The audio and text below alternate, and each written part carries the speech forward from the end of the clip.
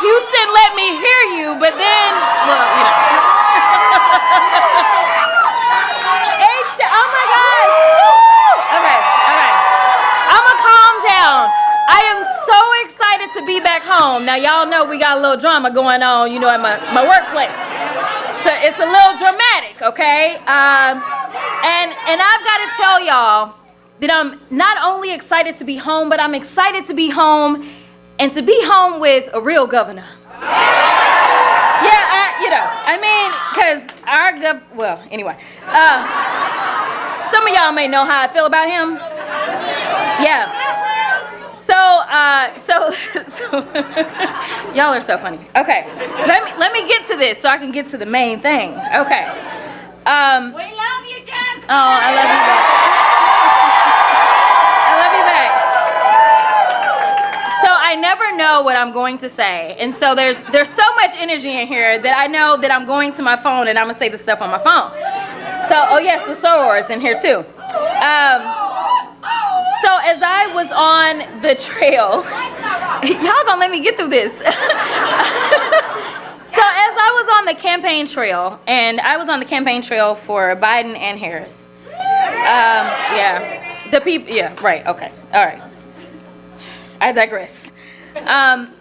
So I used to go so many different places around the country, and some of you may know that I'm the child of a preacher, and so I would always come up with a song. So I didn't have like a Bible verse I would come from, but I would go from like a song. It may be something that's modern, or it may be a gospel song, and considering the energy in here, this feels appropriate. There is a gospel song that goes, I don't feel no ways tired. It says, I've come too far from where I started from. Nobody told me the road would be easy. I don't believe he brought me this far to leave me. Now, the reason that I want to start with this song, because I need y'all to have this energy, this amazing energy that I am feeling in this room. I'm going to need y'all to keep it up. Y'all are not going to be allowed to feel tired.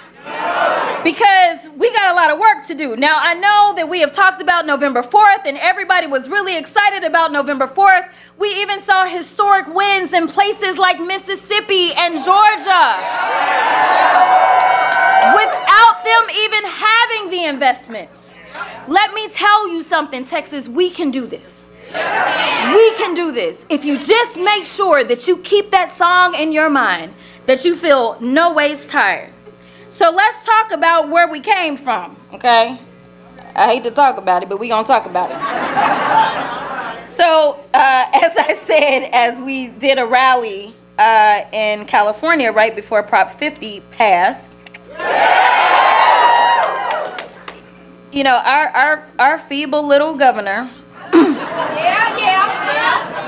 now he doesn't know how to answer the call of the people. In fact, he usually doesn't want to show up and talk to the people. But somehow, when that orange line rings, he knows how to pick up the phone and do whatever it is that he is told to do. Now, that's not what leadership looks like. Not at all. That is not what it looks like. But here's the thing. He decided that he was going to answer the call of the orange one and ignore the calls and the voices of the people of Texas. And so it makes me think about an actual verse. Psalm 30:5. It says, weeping may endure for a night, but joy comes in the morning. So weeping looks like leaders promoting hate.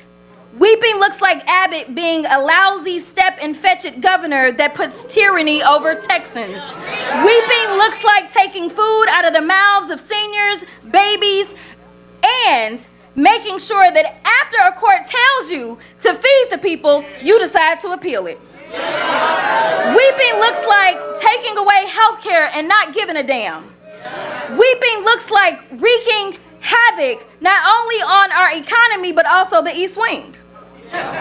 Weeping looks like terrorizing communities with ICE. But joy looks like our amazing Texas state reps. Joy entire country.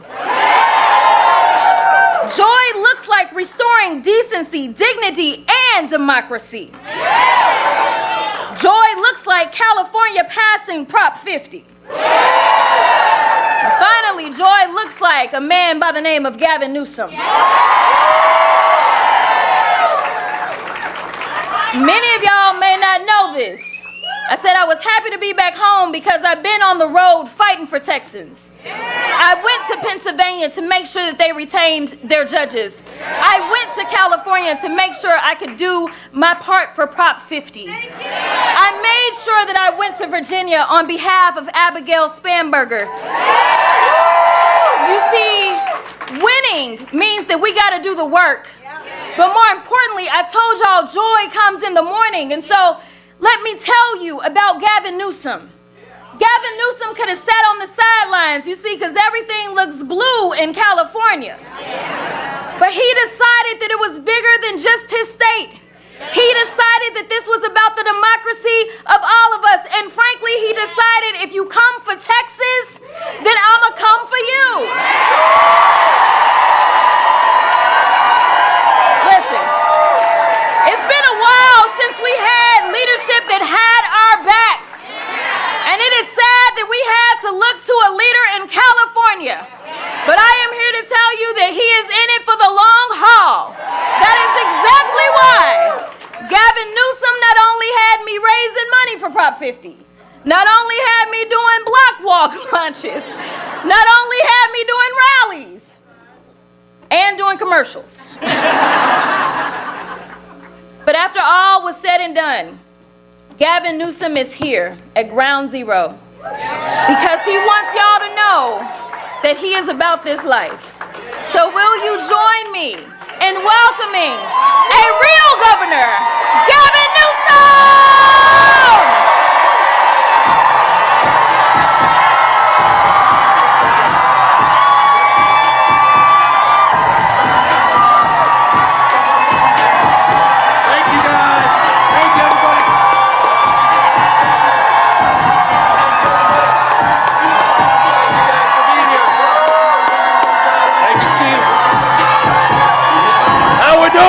County, how you feeling?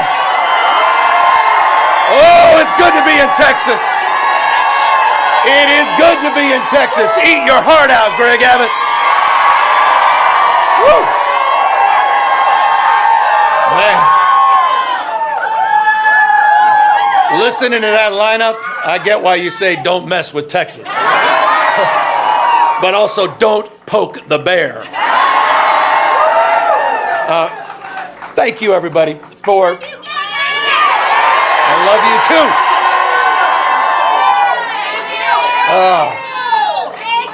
Thank you, guys. I came out here just to say those two words. Thank you. Thank you for being you. Thank you for showing up. Thank you for showing up not just for yourselves, for each other, for this state, our nation, and the world we're trying to build. Thank you. Thank you for not giving into cynicism. Thank you for not giving into the fear and the anxiety that fills so many people. Thank you for being the antidote to that. Thank you for stepping up. Thank you for stepping in. And thank you for inspiring a nation, Texas. Thank you for inspiring the state of California. Thank you for Proposition 50.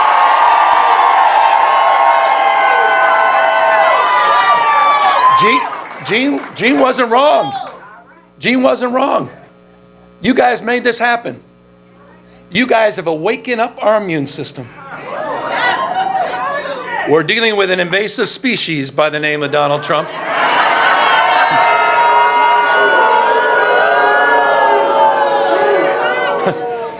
He is an historic president, however. Historically unpopular president. Under every key category. I mean, you can't even make this is hard to do. On every issue, on the economy, on tariffs, on immigration, on health care. Historically unpopular president. And he knows it. And he knows it. Why else Why else did he make that call to your governor? Why else did he feel the need to rig the election before even one vote was cast? That's just weakness. Weakness masquerading as strength. That's Donald Trump. And he had a very bad night on Tuesday.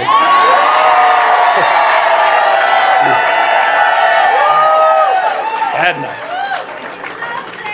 And he did because all of you. You're showing up. We talk that No Kings rally. You talk about patriotism. You talk about why the founding fathers lived and died. You talk about why we're all here. The best of the Roman Republic, best of Greek democracy, co-equal branches of government, popular sovereignty, the rule of law, not the rule of dawn. And it's dawning on people all across the United States of America what's at stake. And you put a stake in the ground. People are showing up. They don't believe in crowns, thrones, no kings. And people all across this country are waking up because you had the courage months ago. Gene, his colleagues, had the courage to step up at a time when we were desperate for leadership. We were. I say it all the time, it's not what happens to us, it's how we respond to what happens to us. And you responded. You didn't roll over and you didn't give in. You stepped up and you traveled, as Gene said, all across the United States of America, and you woke us up. You didn't just have your back here. You had our back in the state of California. We were looking for a fight, not only that we can win, but a fight worth fighting for. And that is why I'm here.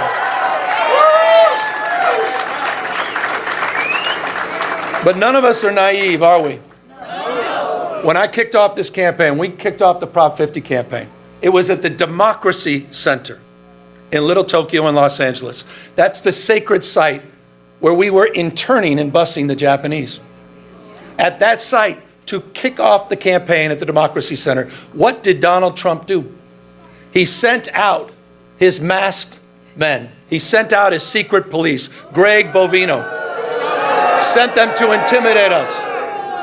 And don't take my word for it, you can hear the federal judge's own words. This is a guy who believes that the oath of office he needs to take is to the dear leader, not the Constitution of the United States. Masked men showing up. Border Patrol, in ICE.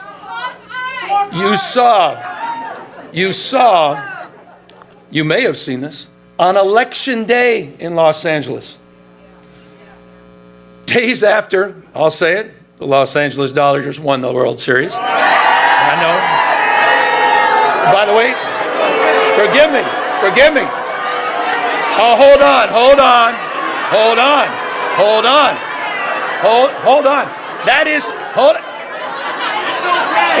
Did you not listen to Al Green? I was the former mayor of San Francisco. That's harder for me than it is for you.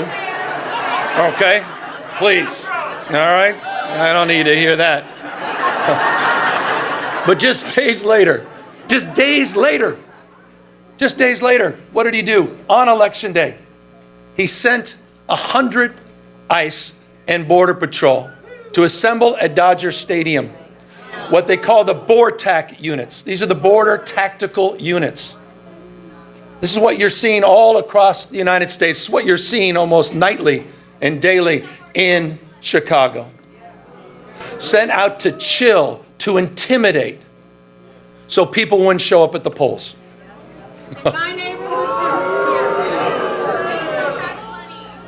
But you know what was amazing? Did we show up? There were lines around the block 2 hours after polling had stopped because people wanted to be heard, not just seen. They wanted to send a message, which, as Jasmine said, was sent all across the United States of America.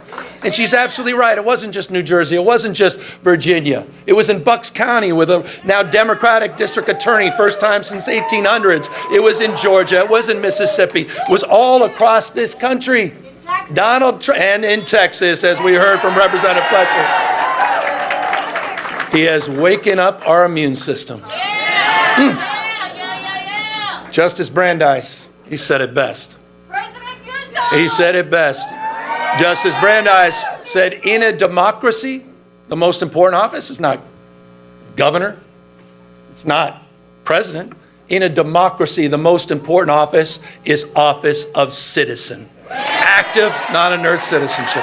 We the people, you're showing up, you're stepping up, you're stepping in.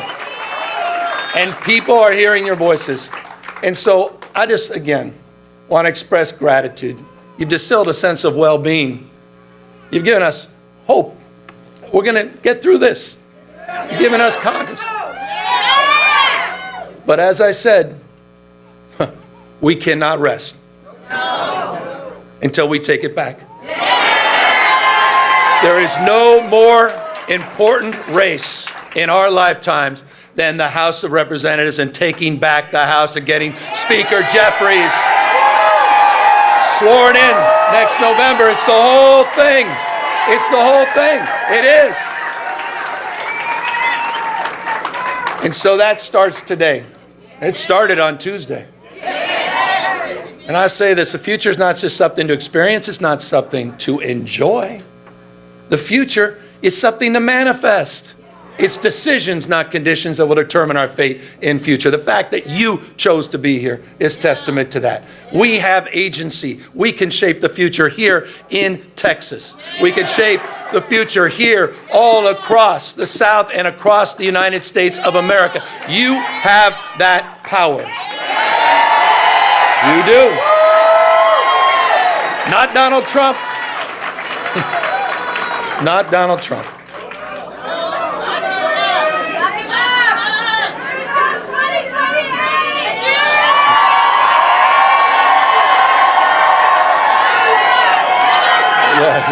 Hardly. No. It's about all of us. By the way, anyone checked out my Patriot store? You been seen anything on Twitter that we're sending out lately? I'm just saying, if you haven't, you may want to check it out. And word to the wise, we do have, well, and forgive me, but we do have some knee pads. It's a signature series. They're sold out at the moment. The universities and all these law firms and members, certain media organizations, I figured they can use these.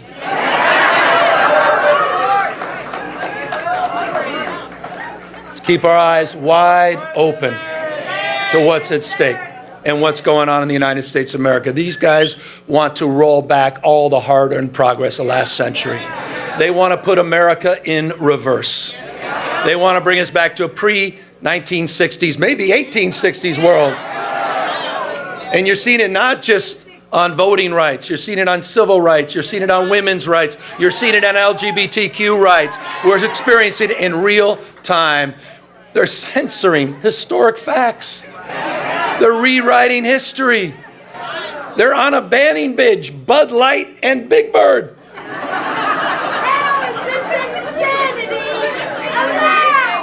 The United States of America in 2025. And so as we enter, I'll close, on 2026, the 250th anniversary of our founding fathers. Let's restore not just hope and optimism, but let's also stand up as we take back the House. Let's stand up. Let's stand up to those that have been humiliated, those that feel bullied, those that are afraid and scared. Let's stand up for those that have given up, and let's give them hope. Let's stand up for the rule of law. Let's stand up for a system of checks and balances, and let's stand up for our democracy for all of us. Thank you, Texas. Thank you, Harris County Dems. Thank you, guys.